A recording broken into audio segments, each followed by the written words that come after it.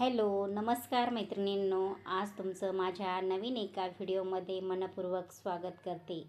आज आहे मार्गशीर्ष महिन्यातील पहिला गुरुवार आणि हा व्हिडिओ मी तुमच्याशी शेअर करत आहे. तर तुम्ही पाहू शकता सुंदर अशी माझी ही पूजाची मांडणी आणि किती सुंदर असं तिचं रूप छान असं खुलून आलेलं आहे.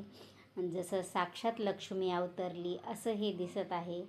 तर पाहू शकता तुम्ही अशा पद्धतीने माझी पूजा झालेली आहे आणि आता ती पूजा मी कशा पद्धतीने मांडलेली आहे हे मी तुमच्याशी थोडक्यात शेअर करणार आहे. तर चला तर मग जास्त वेळ वाया न घालवता मी तुमच्याशी म्हणजे याची मांडणी मी कशा पद्धतीने केलेली आहे हे तुमच्याशी थोडक्यात शेअर करणार आहे.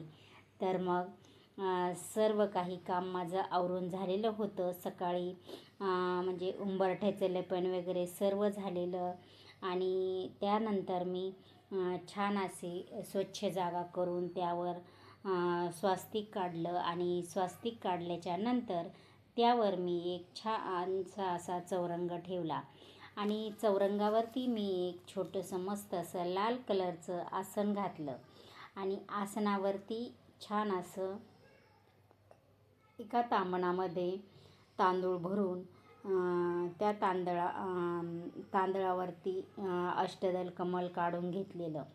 तर तुम्ही पाहू शकता छान असं आपली मांडणीची तयारी चालू आहे आणि पाहू शकता छान असं लाल कलरचं आसन घालून त्यावर तांबणामध्ये मी तांदूळ भरून त्यामध्ये आता अष्टदल कमल काढणार आहे आणि त्यावरती हळदी कुंकू अक्षदा फूल वगैरे ठेवून नमस्कार करून आपण पूजेच्या मांडणीला सुरुवात करणार आहोत. तर मी प्रथम कलशामध्ये पाणी भरून घेतलं आणि पाणी भरून घेतल्याच्या नंतर त्या तांबणामध्ये ठेवलं. असं का केलं तर कारण आहे ना, आपण जेव्हा मुकुटाने नारळ ठेवतो तेव्हा ते असं लवंडायची भीती असते किंवा हलू नये इकडे तिकडे, ह्या हेतूने मी एका तांबणामध्ये तांदूळ भरून त्याच्यामध्ये ते आपली कलश ठेवलेला आहे.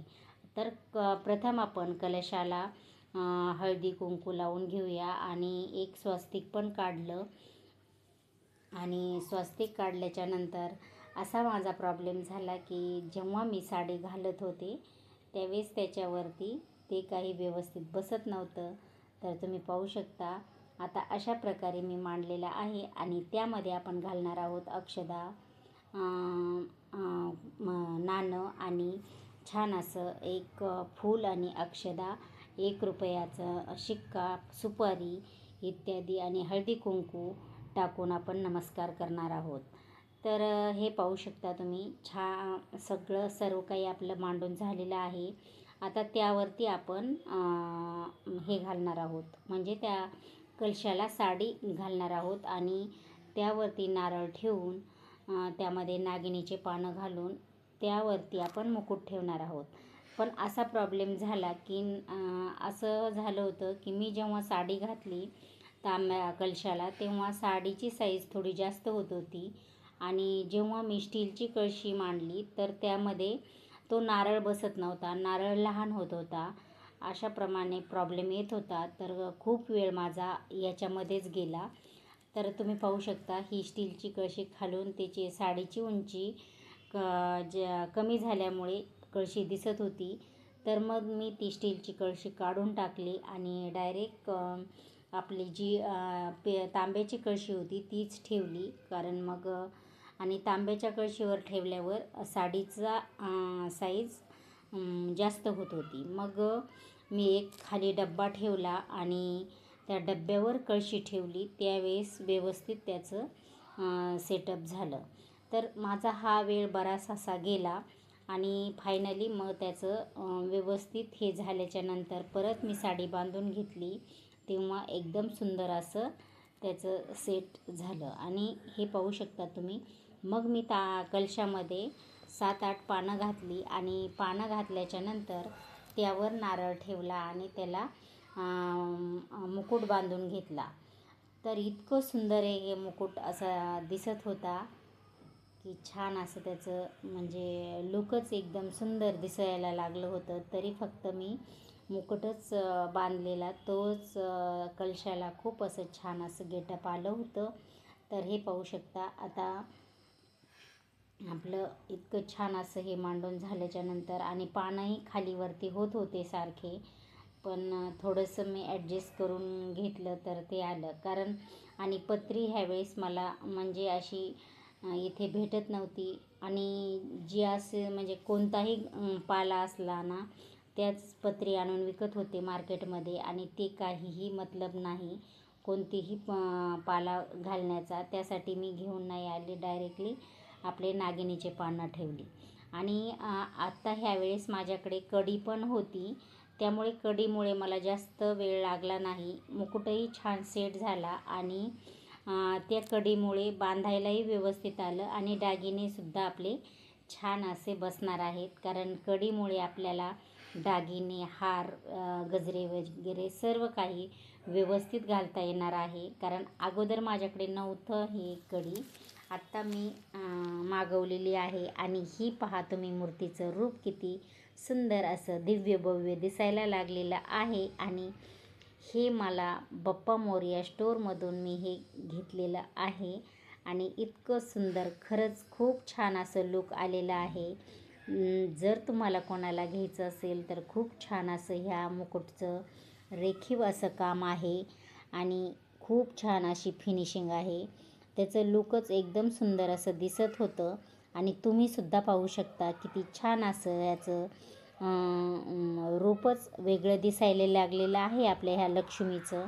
आणि नेकलेस पण तुम्ही पाहू शकता कडीला एकदम सेट झालेला आहे. कारण जर अशी कडी असेल तर आपल्याला म्हणजे ज्या गोंड्यांचे दागिने आहेत ते एकदम सुंदर अशा प्रकारे घालता येतात आणि छान असे बसतात सुद्धा.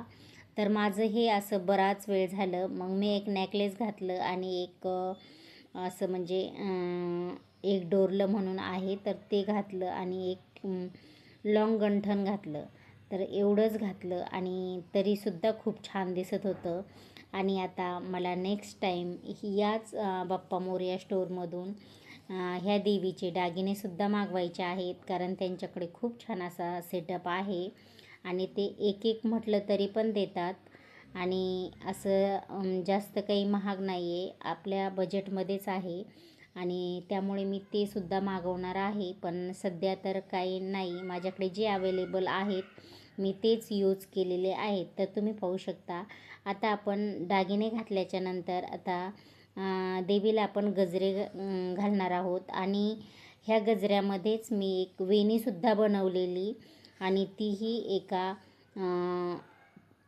म्हणजे अशा याच्या ह्यानी म्हणजे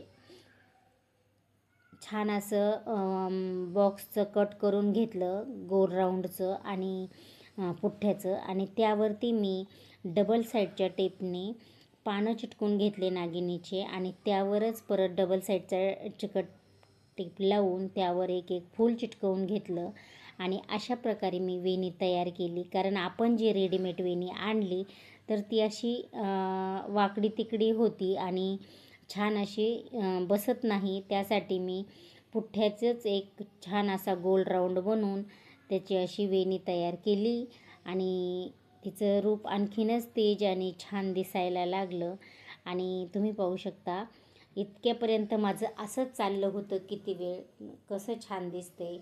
जोपर्यंत छान दिसत नव्हतं तोपर्यंत माझं हे काम असंच चालू होतं आणि असाच माझा वेळ बराचसा गेला आणि फायनली हे सर्व होईपर्यंत बराच वेळ गेला आणि एवढ्या कामालाच खूप वेळ लागतो. नंतरची पूजा तर खूप लवकर होते, परंतु जोपर्यंत आपण हे सर्व काही हे सेट करत नाही तोपर्यंत थोडासा जास्त वेळ लागतो आणि नंतर आपली अशी पूजेला टाईम लागत नाही. तर इथपर्यंत माझं सुंदर असं सर्व मांडून झालं आणि मी हे पण मांडून घेतलेलं म्हणजे प्रत्येक पूजेला प्रथम आपल्याला दिव्याची पूजा करावी लागते आणि दिवा प्रज्वलित करावा लागतो. ती क्लिप मी घेतली नाही कारण माझ्याकडून कट झाली होती त्यामुळे मी नाही घेतली, पण ती मी केली प्रथम मी समई लावून घेतली, समई प्रज्वलित केली आणि नंतर ह्या पूजेच्या मांडणीला सुरुवात केली. मग मी हे सेटअप झाल्याच्या नंतर मग खालच्या पायरीवर आपण गणपतीची आणि महालक्ष्मीची आणि श्रीयंत्राची एवढ्यांची पूजा करणार आहोत. आणि कवड्या पण आपण ठेवणार आहोत, कारण लक्ष्मी मातेला कवड्याही खूप प्रिय आहेत, त्यामुळे आपण त्या कवड्या पण ठेवणार आहोत पूजेमध्ये. तर हे पाहू शकता तुम्ही. इथपर्यंत माझं खूप वेळ चाललं होतं, बांधायचं, सोडायचं, घालायचं असंच चाललं होतं, कुठे कुठे काय होतंय. आणि ह्याच्यानंतर फायनली आपल्या पूजेपर्यंत आता आपलं पूर्ण सेटअप झालेलं आहे. आणि आता आपण करणार आहोत कोणत्याही पूजेची प्रथम म्हणजे कोणत्याही पूजेत प्रथम आपल्याला गणपतीची पूजा करावी लागते आणि गणपतीला स्थान द्यावं लागतं. कारण आपण कोणती पण तुम्ही नॉर्मल पूजा करा तरीही प्रथम आपल्याला गणपतीचीच पूजा करावी लागते. आणि पूजेच्या पहिले आरती जी करतो तर गणपतीचीच करतो, त्यामुळे कोणत्याही पूजेमध्ये गणपतीला पहिलं स्थान आहे. तर आपण हे गणपतीला स्थान देणार आहोत. तर मी गणपतीला स्थान देण्यासाठी इथे आपण एक छोटासा असा मी चौरंग ठेवणार आहे आणि त्या चौरंगावरती आपण गणपती बाप्पांना ठेवणार आहोत.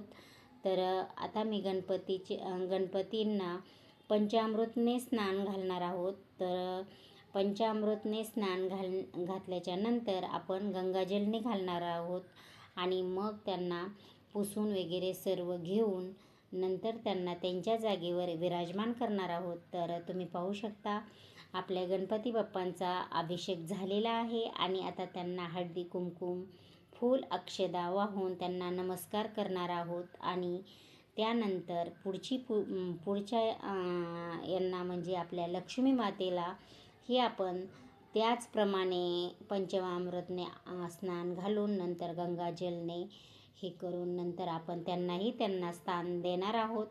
तर हे पाहू शकता सुंदर असं मी गणपती बाप्पांना फूल अर्पण केलं आणि छान असा नमस्कार केला. आणि काही चुकलं असलं तर माफ करा, हेही मी प्रार्थना केलेली आहे. आणि मनोभावाने माझी गणपती बाप्पांची पूजा झाली.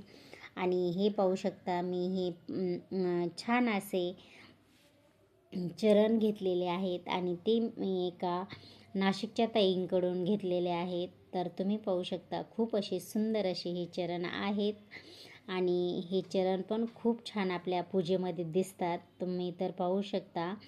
आणि हे चरणांनाही मी स्थान देऊन नंतर आपण त्याच्या बाजूला आता लक्ष्मी मातेला स्नान देणार आहोत. तर हे पाहू शकता लक्ष्मी मातेला सुद्धा पंचामृतने आणि गंगाजलने स्नान घालणार आहे आणि छान असं त्यांनाही पुसून वगैरे आपल्या लक्ष्मी मातेला त्यांच्या जागेवर विराजमान करणार आहे. तर हे पाहू शकता म्हणजे आपल्या लक्ष्मीचं पंचामृतने स्नान चाललेलं आहे. आणि मनोमन आपण लक्ष्मी मातेला पण प्रार्थना करायची आहे की जे काही माझं चुकलं असेल तर ते मला क्षमा कर आणि ही माझी पूजा म्हणजे छानपणे पार पडू दे आणि काही चुकलं असेल तर माफ कर. तर हे पाहू शकता आपल्या लक्ष्मीची पण आपले छान असं पंचामृतने स्नान झालेलं आहे. आता आपण तिला छान असं पुसून वगैरे घेऊन तिला अत्तर वगैरे सर्व लावून तिला तिच्या जागेवर आपण म्हणजे विराजमान करणार आहोत. तर आणि नंतर हळदी कुंकू अक्षदा फूल वाहून तिचीही मनोभावे आपण पूजा करणार आहोत. आणि पूजा झाल्याच्या नंतर त्यांनाही त्यांच्या याच्यावर हे करणार. तर नंतर आपण लक्ष्मी मातेची पूजा झाल्याच्या नंतर आपण श्रीयंत्राची पूजा करणार आहोत. तर हे पाहू शकता श्रीयंत्राला पण आपण पंचामृतने स्नान करून त्यांनाही कमलगट्ट्याची माळ अर्पण करून त्यांनाही नंतर त्यांच्या जागेवर स्नान देणार आहोत. तर पाहू शकता अशा प्रकारे माझी आता श्रीयंत्राची पूजा चाललेली आहे. आणि आता श्रीयंत्राला सुद्धा आपण छान असं म्हणजे पंचामृतने स्नान घालून आणि नंतर गंगाजलने स्नान घालणार आहोत आणि स्वच्छ पुसून वगैरे घेऊन त्यांनाही अत्तर वगैरे लावून आणि फूल अक्षदा अर्पण करून त्यांनाही त्यांच्या जागेवर विराजमान करणार आहे. आणि नंतर हे पाहू शकता झालेलं आहे आपलं हे. आणि आता आपण त्यांना त्यांच्या जागेवर स्थान देऊन त्यांनाही कमळगट्ट्याची माळ अर्पण केलेली आहे. आणि नंतर कवड्यांना पण आपण पंचामृतने स्नान घालून गंगाजलने त्यांनाही त्यांच्या जागेवर विराजमान केलेलं आहे. आणि सर्व माझी पूजा संपन्न झालेली आहे. नंतर मी आरती म्हणजे पोथी वाचली आणि नंतर आरती केली आणि छान अशी ही माझी पूजा पार पडली. आणि फायनली माझी पूजा अशी पूर्ण झालेली आहे. आणि मी अशी केली आणि काही चुकलं असेल तर मला क्षमा करा. आणि काही जर चुकलं असेल तर कमेंट बॉक्समध्ये मला नक्की सांगा. हे चुकलेलं आहे, मला जेवढी माहिती आहे तेवढं मी करते. आणि काही जी माहिती नसेल तर तुम्ही मला ते सांगू शकता. आणि असा हा माझा व्हिडिओ तुम्हाला आवडला असेल तर लाईक शेअर नक्की करा. चला तर मग बाय. नेक्स्ट भेटूया आपण पुढच्या व्हिडिओमध्ये. तोपर्यंत बाय बाय.